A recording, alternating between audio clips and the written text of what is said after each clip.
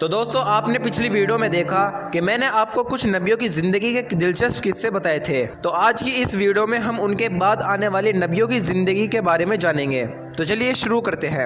اللہ نے حضرت نوح علیہ السلام کے بعد حضرت ہود علیہ السلام کو نبوت عطا کی۔ حضرت ہود علیہ السلام قرآن اور دنیا کے عظیم پیغمبر ہیں جو حضرت نوح علیہ السلام کے بعد آئے۔ اللہ نے انہیں قوم عاد کی طرف بھیجا تھا جو ایک بہت طاقتور اور مغرور قوم تھی۔ دنیا کی سب سے طاقتور، مغرور اور لمبی قوم ہونے کے ساتھ ساتھ یہ قوم بت پرستی، گھمنڈ اور شرک کرتی تھی۔ نعوذ باللہ، اللہ کو ماننے سے انکار کرتی تھی اور اللہ کو چھوڑ کر بتوں کی عبادت کرتی تھی۔ ہود علیہ السلام نے اپنی قوم سے کہا، اللہ کی عبادت کرو، اس کے سوا تمہارا کوئی معبود نہیں ہے، کیا تم نہیں ڈرتے؟ لیکن ان کی قوم نے کہا، تو ہمارے جیسا ایک انسان ہے، تو ہم پر کوئی حکم نہیں چلا سکتا، تو جھوٹا ہے۔ ہود علیہ السلام کی بات سننے کے بجائے انہوں نے ہود علیہ السلام کا مذاق اڑایا، لیکن قوم اس حد تک گمراہ ہو چکی تھی کہ اللہ کا ایک خوفناک عذاب ان پر نازل ہوا اور پھر اللہ نے ان پر قحط، پھر خوفناک آندھی بھیجی۔ وہ آندھی 7 راتوں اور 8 دنوں تک چلی، پھر تمام قوم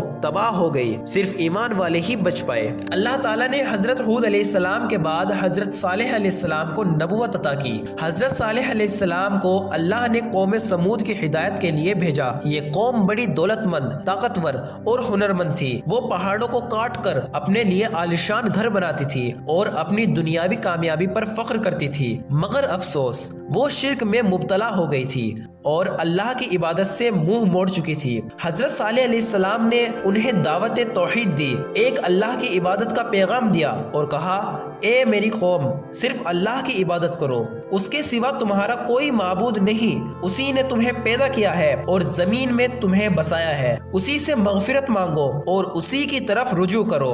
لیکن ان کی قوم کے سرداروں نے گھمنڈ میں آ کر کہا، اگر تم واقعی اللہ کے پیغمبر ہو تو کوئی معجزہ دکھاؤ، اور پھر انہوں نے ایک عجیب و غریب درخواست کی کہ ایک زندہ اونٹنی چٹان سے نکل کر آئے۔ حضرت صالح علیہ السلام نے اللہ سے دعا کی اور اللہ تعالیٰ نے ان کی دعا قبول فرمائی۔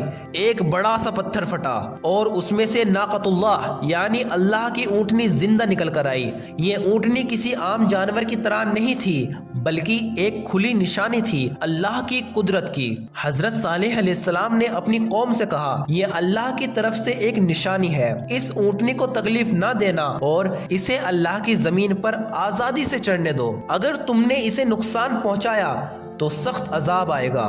کچھ وقت تک انہوں نے برداشت کیا اور پھر ایک دن اونٹنی کو قتل کر دیا۔ حضرت صالح علیہ السلام نے فرمایا، اب تمہارے پاس صرف 3 دن ہے، اس کے بعد عذاب نازل ہوگا۔ اور پھر 3 دن کے بعد ایک ہیبت ناک صدا کے ساتھ اللہ کا عذاب نازل ہوا اور پوری قوم تباہ اور برباد ہو گئی۔ ان کا گھمنڈ، عمارتیں، ان کا فخر سب مٹی میں مل گیا۔ قوم سمود ہم سب کے لیے ایک بہترین مثال ہے کہ تکبر، شرک اور ضد کا انجام ہمیشہ تباہی ہوتا ہے۔ حضرت صالح علیہ السلام کے بعد اللہ سبحانہ و تعالی نے حضرت ابراہیم علیہ السلام کو نبوت عطا کی۔ حضرت ابراہیم علیہ السلام نے اپنی قوم کو بت پرستی سے روکا اور صرف اللہ کی عبادت کی دعوت دی۔ انہوں نے سب کو سمجھایا کہ پتھر کے بنائے ہوئے بت کسی کا کچھ نہیں کر سکتے، تو حضرت ابراہیم علیہ السلام نے ہی سب بت توڑ دیے اور صرف سب سے بڑا بت چھوڑ دیا اور کہا، اس سے پوچھو یہ کس نے کیا۔ اس پر ان کی قوم غصے سے بھر گئی اور انہوں نے فیصلہ کیا کہ ابراہیم علیہ السلام کو زندہ آگ میں جلا دیں۔ انہوں نے ایک بہت بڑی آگ جلائی، اتنی بڑی کہ اس کے پاس جانا بھی ناممکن تھا۔ حضرت ابراہیم علیہ السلام کو اس آگ میں ڈال دیا گیا، لیکن جیسے ہی حضرت ابراہیم علیہ السلام آگ میں گئے، اللہ نے حکم دیا، اے آگ، ابراہیم کے لیے ٹھنڈی اور سلامتی والی بن جا، اور جو آگ سب کچھ جلا دیتی ہے ابراہیم علیہ السلام کے لیے ٹھنڈی اور محفوظ ہو گئی۔ وہ بالکل سلامت باہر آئے اور لوگ حیران رہ گئے۔ حضرت ابراہیم علیہ السلام کے بعد اللہ سبحانہ و تعالی نے حضرت اسماعیل علیہ السلام کو نبوت عطا کی۔ حضرت اسماعیل علیہ السلام حضرت ابراہیم علیہ السلام کے بڑے بیٹے تھے۔ جب حضرت اسماعیل علیہ السلام جوان ہونے لگے تو تب اللہ سبحانہ و تعالی نے حضرت ابراہیم علیہ السلام کو ایک سخت امتحان میں ڈالا۔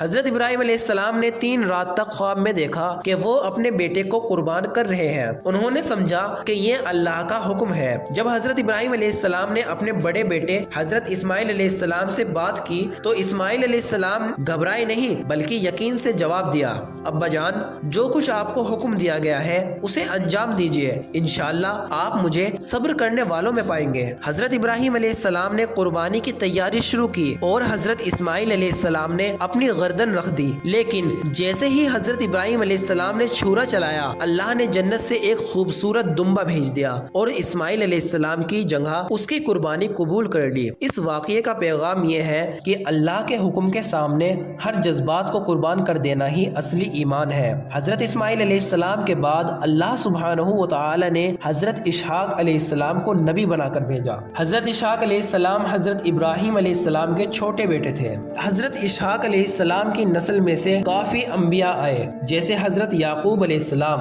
حضرت یوسف علیہ السلام، حضرت موسیٰ علیہ السلام، حضرت عیسیٰ علیہ السلام اور بھی بہت سے نبی آئے۔ آج ہم گمراہی کے اندھیروں میں پھنس چکے ہیں، کیوں نہ انہی نبیوں کی زندگی سے روشنی لیں، کیوں نہ ان کی طرح بننے کی کوشش کریں۔ اگر اس ایک ویڈیو نے آپ کا دل ہلا دیا تو سوچئے ان کی پوری زندگی پڑھی تو کیا ہوگا۔ یہ صرف شروعات ہے، آگے ہر قدم پر ایک نیا سبق ہے۔ آگے آنے والی ویڈیو میں آپ دیکھیں گے حضرت یوسف علیہ السلام کی کہانی، حضرت یونس علیہ السلام کی کہانی، حضرت عیسیٰ علیہ السلام کی کہانی، حضرت موسیٰ علیہ السلام کی کہانی، حضرت ایوب علیہ السلام کی کہانی، حضرت ہارون علیہ السلام کی کہانی، حضرت شعیب علیہ السلام کی کہانی، حضرت محمد مصطفیٰ صلی اللہ علیہ وسلم کی کہانی۔ اور آپ کو کیا لگا یہ محض ایک ویڈیو تھی؟ تو آپ بالکل غلط ہیں، یہ دعوت تھی ایک نئی زندگی کی۔ اب فیصلہ آپ کے ہاتھوں میں ہے، آپ صرف دیکھ کر گزارتے ہیں یا روشنی بنا کر دوسروں تک پہنچاتے ہیں۔ اور آنے والی نبیوں کی زندگی کے دلچسپ قصے دیکھنے کے لیے نوروزیہ فیکٹس کو بالکل ابھی سبسکرائب کیجیے۔ اللہ اکبر۔